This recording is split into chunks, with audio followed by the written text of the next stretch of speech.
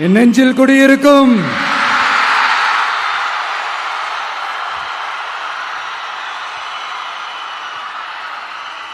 தமிழக மக்கள் உங்கள் அனைவருக்கும் என்னுடைய வணக்கமும் என்னுடைய நன்றிகளும்.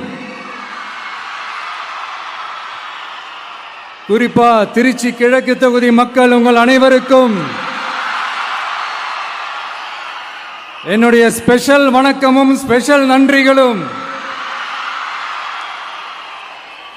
இதை நான் ஏன் இப்படி சொல்றேன்னா, என்னை இப்போ பெரம்பூர் தொகுதி எம்எல்ஏன்னு தான் சொல்லுவாங்க.